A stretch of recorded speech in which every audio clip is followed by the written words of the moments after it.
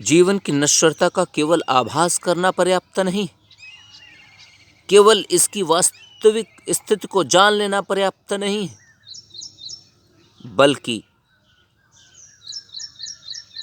जीवन की इस नश्वरता की जानकारी को, इस ज्ञान को अपने जीवन में समाहित करना है, अपने जीवन में उतारना है, अपने जीवन में घटित करना है। जब जीवन की नश्वरता की परिस्थितियों को अपने जीवन में हम उतारेंगे, घटित करेंगे, तब हमारे अंतर्मन में इन भौतिकता की चकाचौंध से, इन नकारात्मकताओं से, इन पाप कर्मों से, असत्य, अधर्म, अन्याय, अराजकता, बेईमानी, हिंसा, अशांति आदि नकारात्मकताओं से दूरी बनाने की इच्छा प्रबल होगी। तब यह प्रबल इच्छा हमें इनसे दूरी बनाने के लिए प्रेरित करेगी, प्रेरणा स्रोत बनेगी।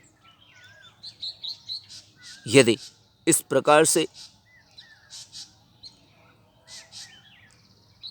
यह स्थिति हमें प्रेरणा देती है, प्रेरित करती है, तो इन नकारात्मकताओं से दूर होकर सकारात्मकताओं की ओर बढ़ने की संभावनाएं बढ़ जाएंगी।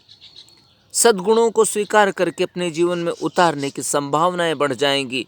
उनकी ओर आकर्षण बढ़ जाएगा। उनको स्वीकार करके अपने हृदय में अंगीकृत करने की अभिलाषाएं बनने लगेंगी। जब ऐसा होगा तो हम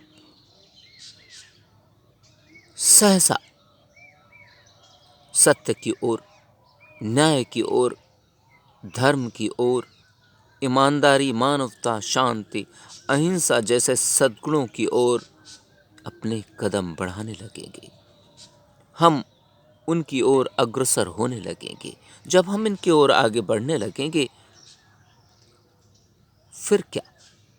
फिर तो ये भी हमारे साथ हो जाएंगे। जब ऐसा होगा, हमारा जीवन स्वयं ही बदलने लगेगा।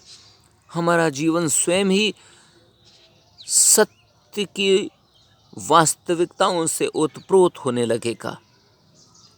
हमें उस सुख की अनुभूति भी होने लगेगी। जब हमें उस सुख की अनुभूति भी होने लगेगी, तब हम इस राह पर और तेजी से अपने वेग को और बढ़ाकर आगे बढ़ेंगे।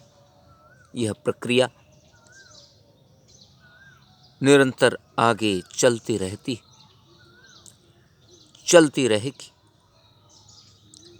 आगे बढ़ती रहती, और धीरे धीरे ही, शनैः शनैः ही, न जाने कब हमारा जीवन सकारात्मकताओं से ओतप्रोत होकर हमें सुख, आनंद, ब्रह्मानंद की अनुभूति भी कराने लगता है। जब ऐसा जीवन हो तो उसे ही सार्थक जीवन कहते हैं।